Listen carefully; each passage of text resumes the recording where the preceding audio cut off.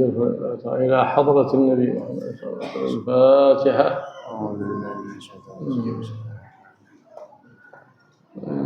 الضالين آمين. الحمد لله رب العالمين، والصلاة والسلام على النور المبين سيدنا ومولانا محمد وعلى آله وصحبه أجمعين. أما بعد، فإن الطهارة أساس الدين، الطهارة الظاهرة والطهارة الباطنة.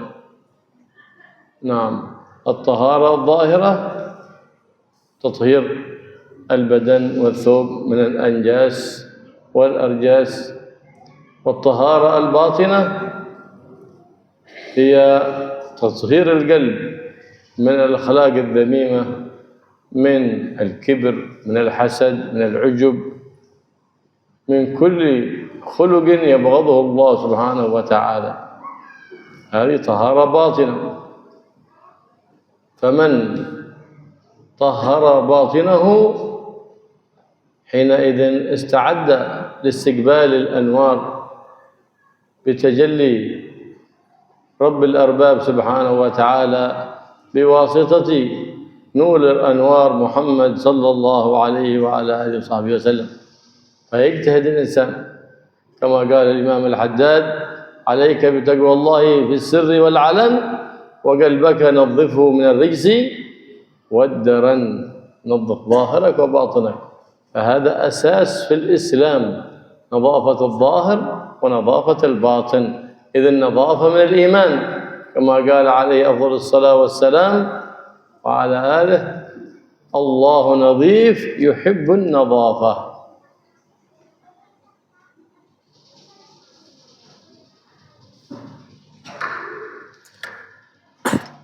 Bismillahirrahmanirrahim. Al-Habib Abdullah bin Abdurrahman Al-Mudhar.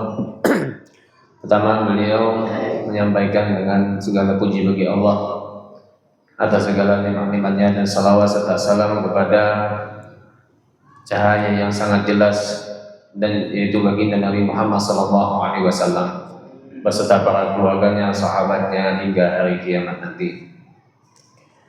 Kemudian beliau menyampaikan, sesungguhnya bersuci itu adalah fondasi pada agama kita, dan bersuci itu terbagi menjadi dua. Ada bersuci secara zahir dan ada juga bersuci secara batin. Bersuci secara zahir itu adalah kita membersihkan badan kita, pakaian kita daripada najis-najis dan kotoran-kotoran.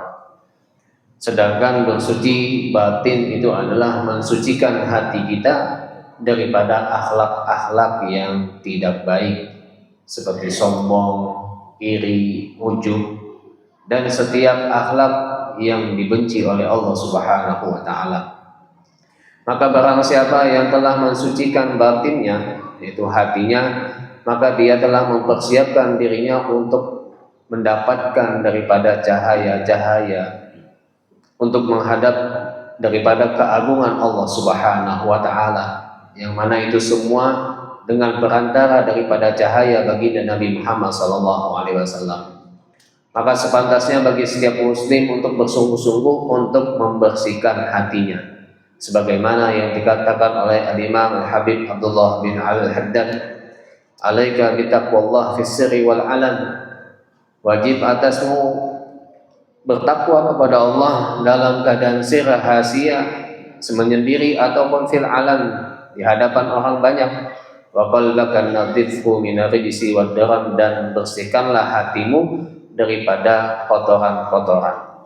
Maka bersuci ini adalah fondasi di dalam agama Islam. Oleh karena itu, bersuci adalah bagian daripada iman, sebagaimana yang disampaikan oleh baginda Nabi Muhammad SAW: Allahu nadhif, Allah itu bersih dan mencintai kebersihan. وروي عنه صلى الله عليه وآله وسلم: الوضوء سلاح المؤمن. الوضوء سلاح، حتى لو حد بيصيبك بعين تكون العين خفيفة، أو بيؤذيك جان يبتعد عنك، أو سحر كذلك. فلهذا قال النبي صلى الله عليه وسلم الوضوء سلاح المؤمن. ومن الأسباب المكفرة للذنوب الوضوء يكفر الذنوب، كما ورد عن الحبيب المحبوب محمد صلى الله عليه وآله وصحبه وسلم: من توضأ فأحسن الوضوء وصلى ركعتين لم يحدث نفسه، أي لم يسهو ولم يغفل ولم يفكر إلا ما هو فيه من الصلاة، لم يحدث نفسه فيهما في الركعتين بشيء من الدنيا، بحضور وخشوع بينه وبين الله، خرج من ذنوبه كيوم ولدته أمه. ما شاء الله. وفي رواية: غفر الله له ما تقدم من ذنبه. هذه نعمة عظيمة، الوضوء نظافة وتكفير الذنوب. وفي الحديث عنه صلى الله عليه وآله وصحبه وسلم: ألا أنبئكم بما يكفر الله به الخطايا ويرفع به الدرجات؟ قال الصحابة: بلى يا رسول الله. إيش يكفر الخطايا ويرفع الله به الدرجات؟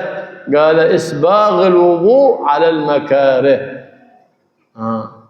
في إسباغ الوضوء على المكاره في وقت البرد، قد إنسان يبتعد عن الماء، لكن في وقت على المكاره، في وقت في آخر الليل، عندما يقوم آخر الليل يقوم في عجز كأنه يسبغ الوضوء، لأن النفس فيها عجز كالسل، فأنت لما تكرهها على العمل الصالح يزداد أجرك، وكل عمل شق على النفس كان الأجر فيه أعظم عند الله سبحانه وتعالى.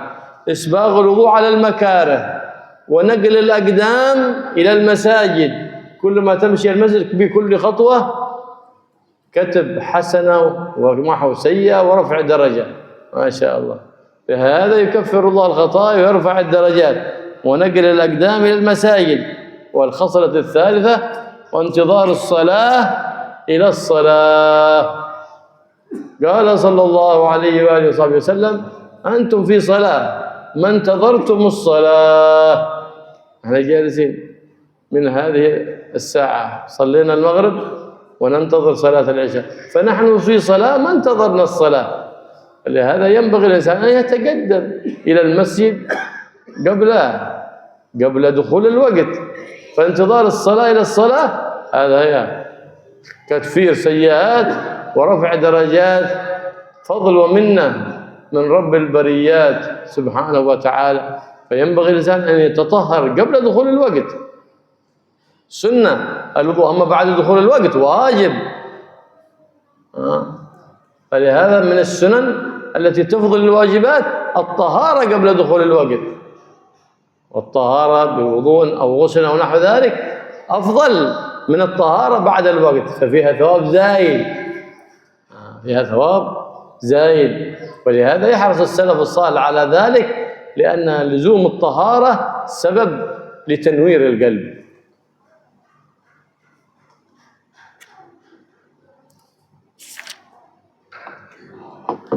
Diriwayatkan oleh baginda Nabi Muhammad SAW, al-wudu silahul mukmin. Wudu itu adalah senjatanya seorang mukmin. Jika seseorang akan terkena daripada penyakit ain atau mata, maka akan meringankan penyakit tersebut. Atau kalau dia dalam keadaan wudu ingin diganggu oleh jin, itu jin akan menjauh darinya. Atau kalau dia dalam keadaan wudu ada sihir yang akan mendekatinya, sihir itu tidak akan mendekati dirinya kalau kita masih dalam keadaan berwudu.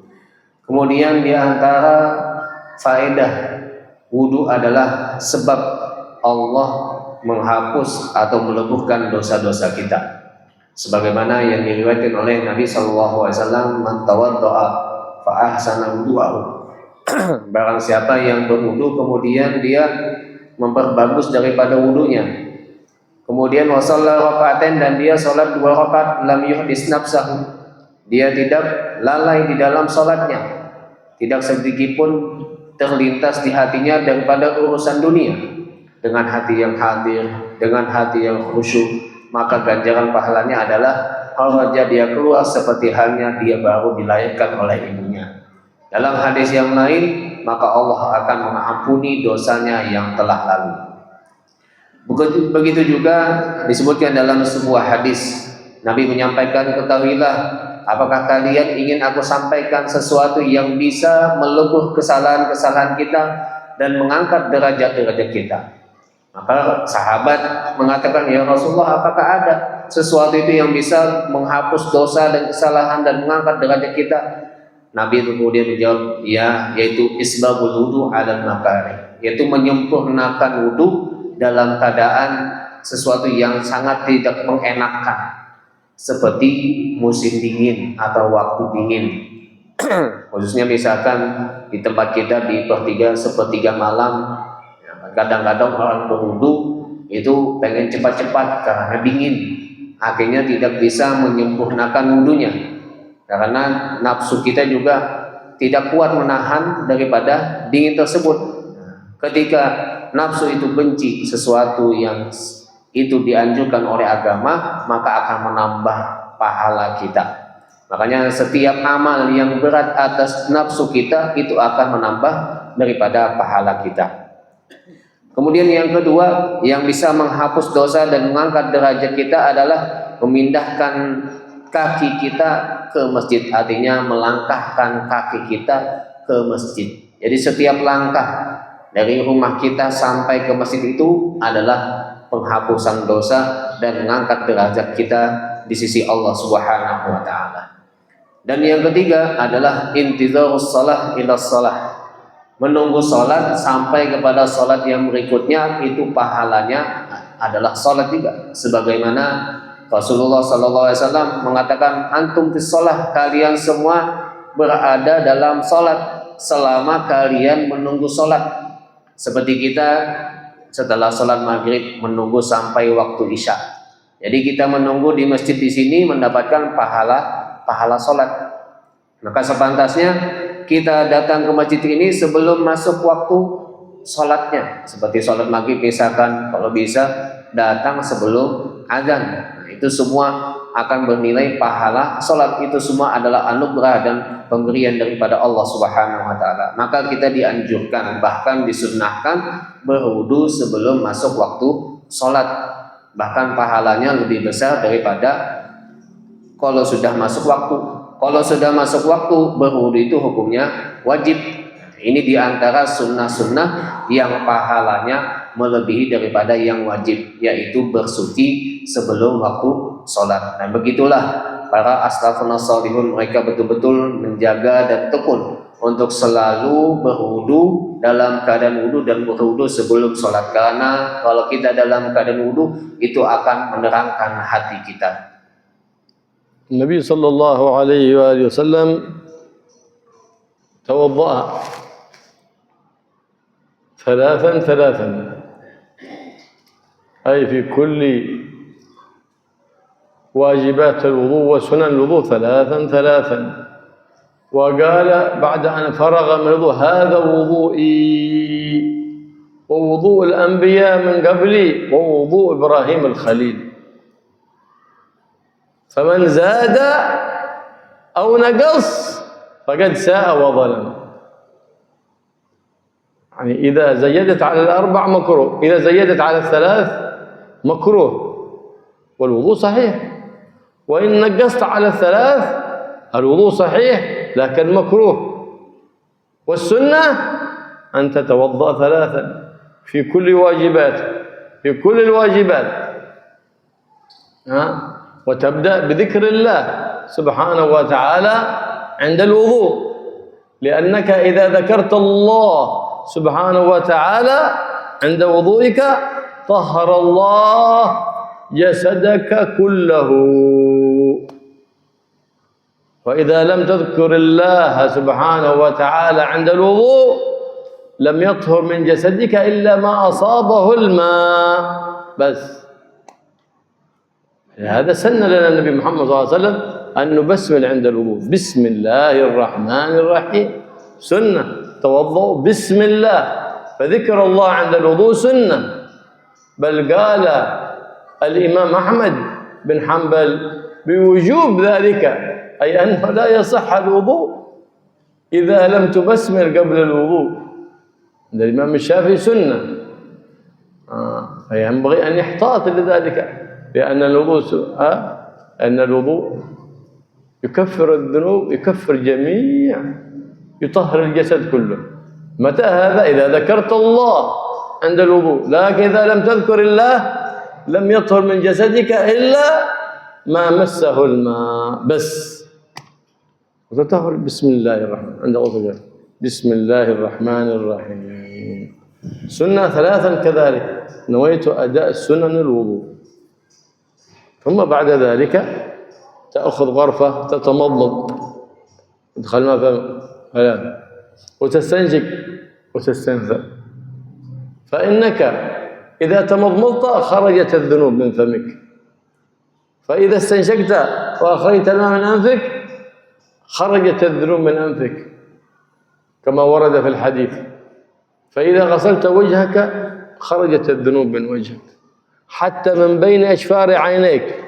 عينيك هذه نظرت إلى جوال، نظرت في حرام، نظرت في تي في، ما أكثر العيون التي تنظر إلى الحرام، خرجت حتى من بين أشفار العينين، حتى من بين أشفار العينين تتحاتى الذنوب. فإذا غسلت يدك خرجت الذنوب من يدك حتى من تحت أظفارك. فإذا مسحت رأسك خرجت الذنوب من تحت شعرك.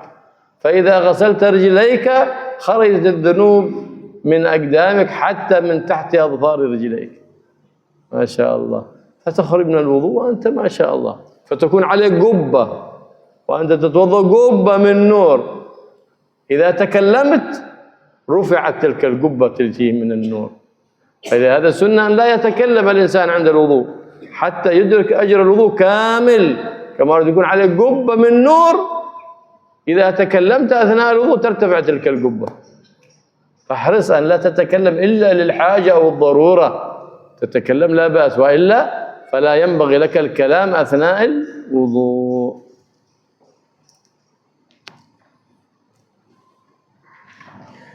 Dan Nabi SAW berwudu salasan-salasan, artinya tiga-tiga. Yang dimaksud adalah pada setiap basuhan yang wajib dan sunnah itu dilakukan tiga kali. Dan Nabi bersabda ketika selesai daripada wudunya mengatakan, inilah wuduku dan nabi-nabi yang sebelumku dan Nabi Ibrahim alaihissalam.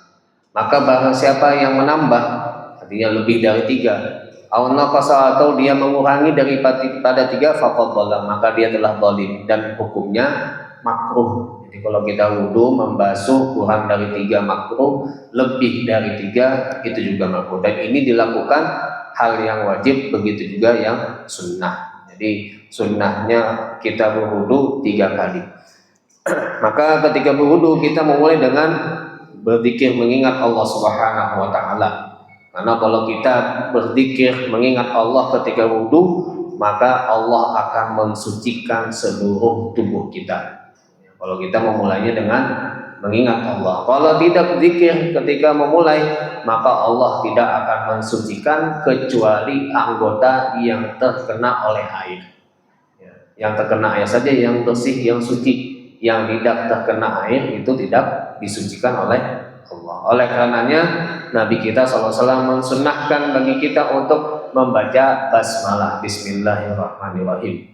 Itu kan maksud zikirnya adalah basmalah. Jadi ketika memulai membasuh tangan, kita berniat Bismillah sunnah wudu. Ya. Dan menurut Imam Ahmad bin Hanbal, membaca basmalah itu hukumnya wajib. Jadi kalau menurut Imam Ahmad bin Hanbal, kalau kita nggak baca Bismillah dosa, karena menurut beliau itu hukumnya wajib. Oleh karenanya kita harus perhatian dengan perselisihan pendapat ulama. Kalau ada yang wajib kita jalankan, biar tidak kita termasuk dosa menurut madhab yang lain. Jadi wudu itu akan menghapus dosa-dosa dan mensucikan anggota tubuh kita kalau kita memulai dengan basmalah. Kalau kita tidak memulai dengan basmalah, maka yang suci itu, yang bersih dan dihapus dosanya hanya anggota yang terkena oleh air. Setelah kita membasuh kedua tangan kita, kemudian kita madmadah, yaitu masukkan air ke dalam mulut, kemudian memasukkan air ke dalam hidung, kemudian mengeluarkan airnya kembali. Karena setiap kita bermadmadah, memasukkan air ke dalam mulut kita, maka dosa yang ada di mulut pun akan keluar juga. Ketika kita memasukkan air ke hidung, maka ketika keluar, maka keluar juga dosa yang daripada hidung kita. Dan juga kalau kita ketika membasuh wajah dengan menetesnya air itu apa? Keluar juga dosa-dosa kita yang ada dari wajah kita, bahkan yang ada di mata kita nih, kalau kayak gini tidak kelihatan, tapi kalau dibuka ini baru kelihatan dosa yang kita lakukan ketika melihat apa-apa yang diharamkan, entah itu lewat televisi ataupun HP, itu akan keluar semua ketika kita berwudu. Dan juga ketika kita membasuh kedua tangan kita, ya, ketika airnya keluar, tetes itu adalah keluar juga dosa kita, bahkan yang di bawah kuku kita pun ikut keluar. Ketika kita mengusapkan rambut yang ada di kepala kita, ketika menetes itu juga keluar juga dosa-dosanya. Dan juga ketika membasuh kaki kita sampai ke bagian mata kaki, bahkan bagian telapak yang di bawah pun ketika dibasuh semuanya keluar dosa-dosanya. Dan ketika kita berdoa, itu beliau menyampaikan itu seperti ada kubbah ya di atas tubuh kita yang penuh dengan cahaya. Tapi kalau kita berbicara di tengah-tengah wudu, kubah cahaya itu hilang. Makanya disunnahkan ya bagi kita ketika berwudu itu tidak berbicara. Karena kalau kita mulai wudu itu sudah ada cahaya di atas kepala kita seperti kubah, dan itu akan hilang kalau kita berbicara. Boleh kita bicara di tengah-tengah wudu kalau kondisinya sudah darurat, maka baru diperbolehkan. نعم. فالسنة التثليث في الوضوء في كل مغسول وكل ممسوح. نعم. هذا الوضوء الذي تحسنه وتصبغه له فضل عظيم عند الله سبحانه وتعالى. قال صلى الله عليه وآله وصحبه وسلم: من توضأ فأحسن الوضوء، أي أتى بالوضوء بفروضه وسننه وآدابه فأحسن الوضوء. ثم رفع يديه إلى السماء، استقبل القبلة هكذا ورفع يديه إلى السماء وقال: أشهد أن لا إله إلا الله وحده لا شريك له وأشهد أن سيدنا محمدا عبده ورسوله. فتحت له أبواب الجنة 8 يدخل من أيها شاء. هكذا السنة عن النبي محمد صلى الله عليه وسلم. عمل يسير يفتح لك أبواب الجنة كلها. أي عملها عمل يسير، لكن الشيطان يوسوس لك في ذلك حتى يبعدك عن الأجر الكثير من العمل اليسير. فإذا عجزت عن عمل يسير فيه أجر كبير فلأن تعجز عن العمل الكثير من باب أولى لا يترك هذا الأجر العظيم من المولى الكريم إلا متهاون بأمر الدين، نسأل الله العافية والسلام. فليتنبه لذلك. فكيف لا تسبغ الوضوء وتحسن الوضوء؟ فإذا توضأت يطرد الله عنك الشيطان، فينبغي أن تلازم الطهارة كلما انتقضت. حتى طالب العلم إذا أراد أن يسرع له الفتح يلزم الطهارة دائما، كلما أحدث تطهر وهكذا. فمن استطاع أن لا يبيت إلا طاهرا ذاكرا لله فليفعل، فإن الأرواح تبعث على ما قبضت عليه. إذا قبضت روحك وأنت على طهارة تبعث وأنت على طهارة. سنة الوضوء للنوم سنة، الوضوء للنوم سنة، الوضوء حتى لو تقرأ القرآن حفظ السنة أن تكون على طهارة، لأن أجر القرآن تلاوة وإن كان على الحفظ وأنت على طهارة أجره أعظم مضاعف على أجر قراءة القرآن وأنت على غير طهارة. وإن كان جائز أن تتلو القرآن وأنت على غير طهارة على غير وضوء، لكن يضاعف لك الأجر وأنت على طهارة وأنت على وضوء. أرسل مرة في سنة من السنين سيدنا عمر بن الخطاب رسولا له من مصر ليحمل كسوة إلى الكعبة، فمر ذلك الرجل مع موكب على الشام، ففي الطريق مر على صومعة راهب. هذا الراهب عالم كبير من علماء النصارى، فقال كيف بنستمع لهذا العالم من النصارى؟ فأراد أن يعرج فاستأذن فلم يأذنه، بقي على الباب. عجيب، بقي على الباب يطرق الباب لم يمن. ثم بعد فترة أذن له بالدخول. نعم، فدخل إليه واستمع لكلامه، فإذا هو عالم بالله، عالم بالتوراة وعالم بالإنجيل، فأعجب به. قال ليش خليتنا فترة على الباب؟ قال نعم، لما أقبلت علينا رأيناك من بعيد عليك هيبة السلطان، رأينا عليك هيبة السلطان، لأنه على قدم حبيب الرحمن محمد صلى الله عليه وآله وصحبه وسلم. لما رأيناك على هيبة السلطان فتخوفنا منك فحبسناك على الباب، لأن الله سبحانه وتعالى قال يقول لموسى: يا موسى إذا تخوفت سلطانا فتوضأ. شوف الوضوء حتى يخلي لك هيبة عند السلطان. وأمر أهلك بالوضوء حتى تكون في أمان من أي ظالم. قال فلما رأيناك ذهبنا نتوضأ وتوضأ أهل بيتي وصلينا ثم فتحنا لك الباب، لأن حينئذ أمنا من بطشك. ظنه سلطان يريد أذيته، فإذا هو إنما هو عبد من أحباب الرحمن يوصل الكسوة إلى بيت الرحمن سبحانه وتعالى. فمر بطريقه فكان حتى بين المسلم والنصراني احترام متبادل، معاشرة اجتماعية، لا يؤذي هذا ولا يؤذي هذا ولا يحقر هذا ولا يحقر هذا. فلهذا النبي صلى الله عليه وسلم قال: من خفر ذمة ذمي قشه خدعه آذاه فأنا خصمه يوم القيامة. خصمك من؟ نبي الله محمد. ليه؟ لأنك أذيت كافر ذمي، حتى كافر ذمي، فكيف إذا أذيت مسلم؟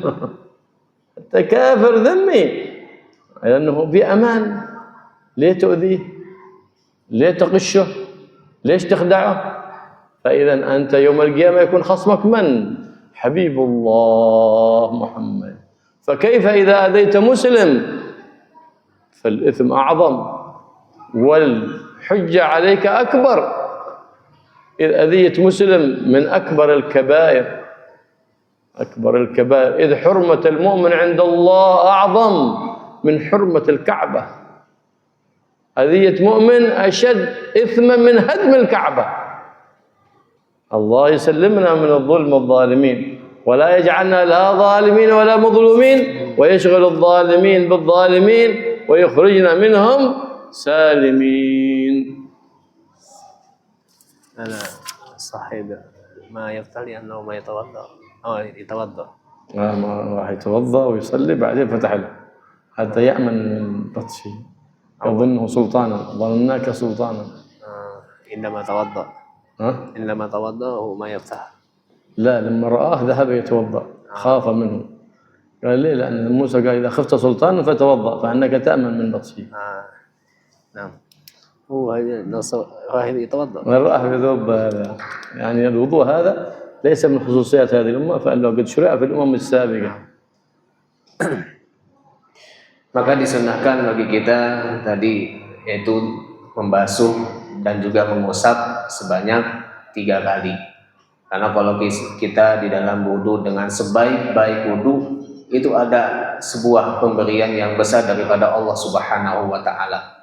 Sebagaimana Nabi SAW bersabda, barang siapa yang berwudu kemudian dia memperbagus wudunya, artinya dengan melakukan fardu-fardunya, sunnah-sunnahnya, summa kemudian dia mengangkat kedua tangannya dan menghadap ke kiblat. dan mengucapkan asyhadu an la ilaha illallah wahdahu la syarikalah wa asyhadu anna sayyidina Muhammadan abduhu wa rasuluh, maka Allah akan bukakan bagi dia pintu-pintu surga yang 8. Kemudian dia nanti diperbolehkan dari pintu manapun dia masuk. Subhanallah, dengan amal yang kecil kata beliau, tapi kita mendapatkan sebuah anugerah yang besar daripada Allah Subhanahu wa taala. Tapi yang sangat disayangkan, setan selalu mengganggu kita. Supaya apa? Tidak mau melakukan yang bisa mendapatkan pahala yang sangat besar. Padahal banyak sekali amal yang kecil itu pahalanya besar. Tapi gitulah, setan selalu mengganggu kita sehingga kita apa? Meremehkan daripada urusan-urusan agama. Jadi kalau kita sudah bisa memperbaiki wudhu kita dengan baik, bahkan sebaliknya setan yang akan menjauh dari diri kita. Bahkan ini bukan hanya dianjurkan kepada siapapun, terlebih lagi bagi orang yang menuntut ilmu. Maka akan dibukakan bagi dia pintu ilmu selama dia selalu di dalam keadaan bersuci. Dimanapun, kapanpun, dia selalu dalam keadaan bersuci. Karena nanti ruh kita ketika dicabut, dibangkitkan oleh Allah Subhanahu wa taala, itu akan dibangkitkan sebagaimana kita ketika dicabut nyawa kita. Kalau kita dicabut nyawa kita dalam keadaan suci, maka nanti dibangkitkan pun dalam keadaan suci. Maka begitu juga sebaliknya. Disunahkan kita berwudu, oleh karena kita disunahkan wudu sebelum tidur. Dan wudu juga disunahkan ketika kita ingin membaca Al-Quran, walaupun baca Qurannya dengan cara membaca, ya, tapi ini membacanya tanpa menyentuh dan membawa Al-Quran. Nah, kalau kita berwudu ya, dan membaca Al-Quran, tentu pahalanya lebih besar. Walaupun kita membaca saja tanpa menyentuh Al-Qurannya, itu diperbolehkan. Dikisahkan suatu ketika Sayyidina Umar bin Khattab itu mengutus, ada utusan beliau untuk membawa kiswah ke Ka'bah, ya, kain yang menutupi Ka'bah.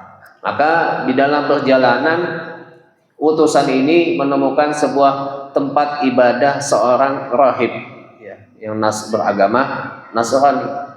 Maka sahabat ini ingin mendengarkan apa yang disampaikan oleh si pendeta tadi. Kemudian minta izin untuk masuk, ketok pintunya, ingin masuk. Tapi ternyata apa? Tidak dibolehkan. Setelah beberapa lama, ketuk lagi. Setelah itu baru dibuka pintunya. Akhirnya sahabat tadi duduk dan mendengarkan apa yang disampaikan oleh rahib tadi. Karena dia sangat mengetahui ajaran yang ada di dalam kitab Taurat dan Injil. Setelah selesai, si sahabat ini bertanya, kenapa ketika aku ketuk pertama kali engkau tinggalkan aku, tidak buka pintu, tidak izinkan untuk masuk, ya. Maka si rahib tadi mengatakan, iya, ketika kamu pintu itu ketuk, aku melihat seperti ada kewibawaan seorang penguasa, pemimpin. Maka aku takut. Akhirnya aku ke belakang dulu, ya, bahasa kita ke belakang, untuk ambil wudhu. Karena kan wudhu itu juga adalah syariat daripada agama yang terdahulu, ya, bukan hanya syariat daripada agama Islam. Sebagaimana Allah Subhanahu wa taala memerintahkan kepada Nabi Allah Musa, wahai Musa, kalau kamu takut daripada seorang pemimpin, maka berwudulah.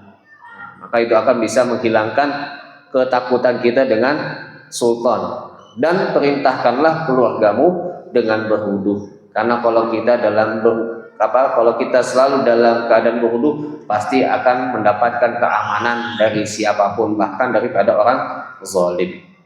Maka begitulah bagaimana muasyarah orang terdahulu, orang muslim dengan orang kafir. Mereka menghormati satu sama lainnya, seperti sahabat tadi mau mendengarkan apa yang disampaikan oleh pendeta tadi.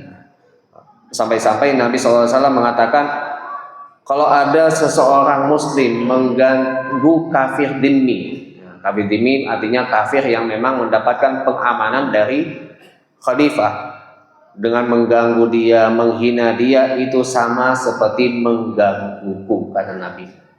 Ini berlihat bagaimana orang kafir dhimmi, kalau diganggu seorang muslim itu sama saja mengganggu Nabi. Bagaimana kalau kita mengganggu sesama muslim? Tentunya dosanya lebih besar. Ya. Bahkan disebutkan menghina orang muslim termasuk dosa yang paling besar. Bahkan kehormatan orang muslim itu lebih besar daripada kehormatan Ka'bah. Dan dosa mengganggu orang muslim itu dosanya lebih besar daripada menghancurkan Ka'bah.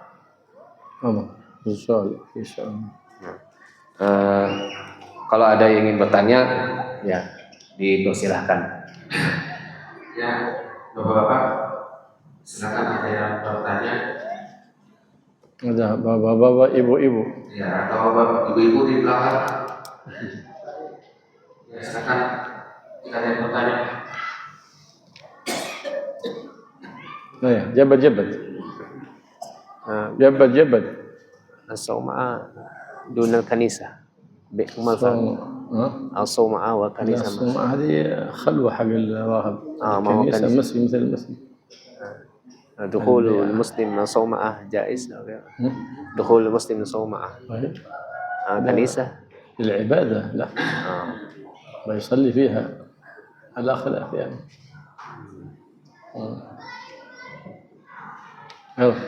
Ya, mau bertanyakan tentang wudhu yang sesuai dengan sunnah Rasulullah itu seperti apa prakteknya?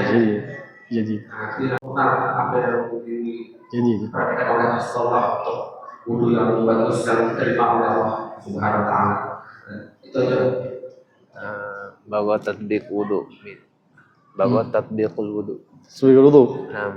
من سنن إلى من أول إلى آخر. يلا قم جيب الماء وجيب الطس نسوي وضوء. قم. Kalau bisa juga ambilkan air, nanti langsung beliau praktekkan. Nah, nggak apa-apa. Biar di semuanya dia. Taswir, salah. Nggak usah kata beliau. Mungkin aja praktek biasa. Seakan-akan ada air. أول حاجة بسم الله الرحمن الرحيم سنة السواك. سنة السواك للوضوء. نويت سنة السواك للوضوء. Jadi pertama baca bismillah, kemudian bersiwak, niat sunnah siwak untuk wudu. هكذا. وللصلاة سنة. نويت سنة السواك للصلاة إذا أنت تريد الصلاة 3 مرات هكذا. Kalau sholat, niat sunnah sholat, bersiwak 3 kali. تمسك السواك على هذه الطريقة.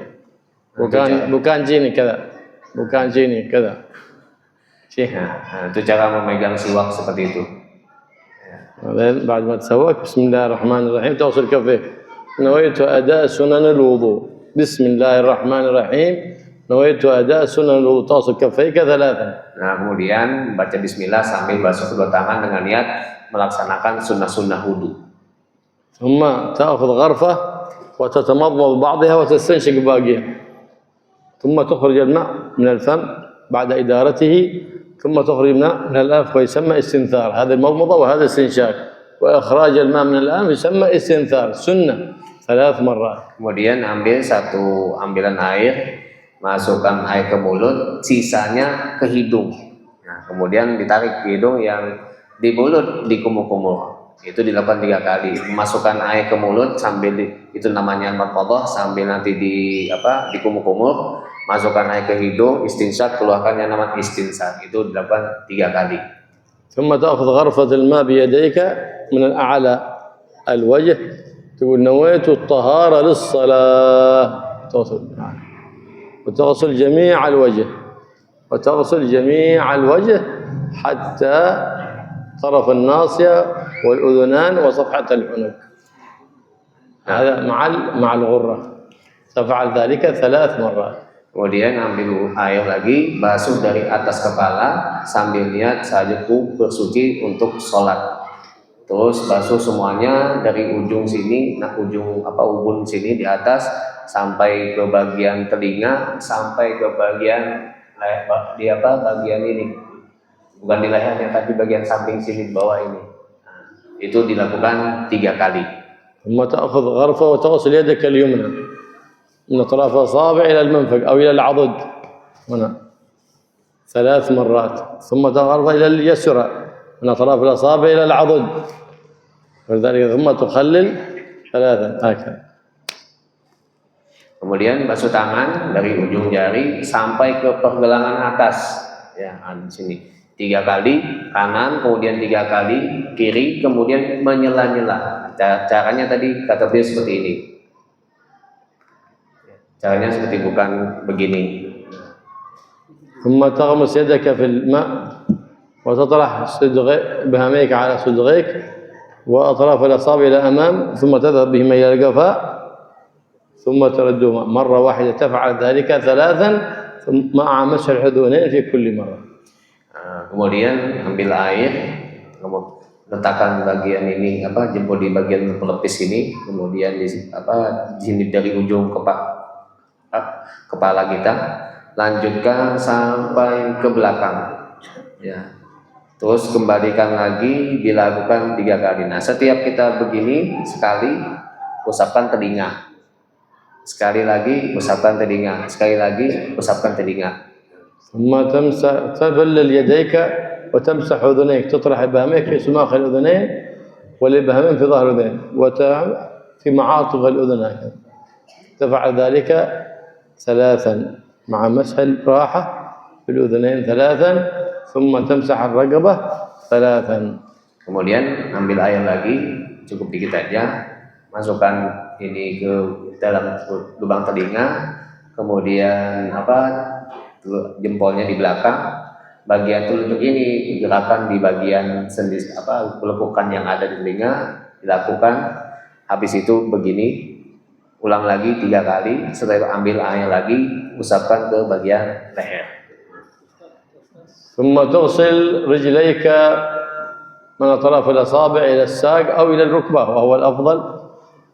اليمنى 3 ثم اليسرى 3 وتخلل أصابع رجلك اليمنى 3 وأصابع رجلك اليسرى 3. Kemudian basuh kaki sampai ke bagian betis atau lebih afdalnya sampai ke lutut. Kanan 3 kali, kirinya 3 kali. Kemudian menyela-nyela jari-jari kaki. إذا فرغت الآن سنة بعد ذلك تستقبل القبلة وترفع يديك إلى السماء تقول أشهد أن لا إله إلا الله وحده لا شريك له وأشهد أن سيدنا محمدا عبده ورسوله. فإذا زدت اللهم اجعلني من التوابين واجعلني من المتطهرين واجعل عبادك الصالحين فذاك حسن. Setelah selesai, ثم يسن لك أن تصلي ركعتين سنة الوضوء. Setelah selesai baru mengangkat tangan ke atas menghadap kiblat, membaca doa tadi, asyhadu an la ilaha illallah wahdahu la syarikalah wa asyhadu anna sayyidina Muhammad abduhu wa rasuluh. Kalau bisa ditambah Allahumma ij'alni minat tawwabin waj'alni minal mutatahhirin, dan disunnahkan setelah selesai untuk salat sunnah wudu 2 rakaat. هذا باختصار. Insyaallah. Insyaallah. هذا نشبه هذا نعم. Enggak, mau tanya tadi ya. أرتني dulu بعدين أذان nanti أذان يلا. Nanti aja jangan tanya aja dulu. Menurut saya itu apa sekali ambil air 3 kali begini atau bagaimana? عندما نقرب واحد 3 مرات أو في كل جفة. لا هذه واحد 2 3. Jadi 3 kali pengambilan, 1 kali pengambilan 1 tangan. Jadi bukan. Pertama kan gini. Iya. Baru kedua-duanya masuk lagi ya. Iya. iya 3 kali ambil air. أيه بسرعة. مرة ثانية lagi. Ada lagi. أيه يلا. لا اللهم اجعلنا من المتوجهين إلى السبيل ويوفقنا لأداء العبادة وأداء الطهارة على سنة الحبيب محمد صلى الله عليه وسلم. علمنا ما جهلنا وفقنا الحمد معنا خلاص فيما علمنا وفيما عملنا يا رب العالمين بجاه النبي محمد الرؤوف الرحيم صلى الله عليه وصحبه وسلم. والحمد لله رب العالمين بسر الفاتحة.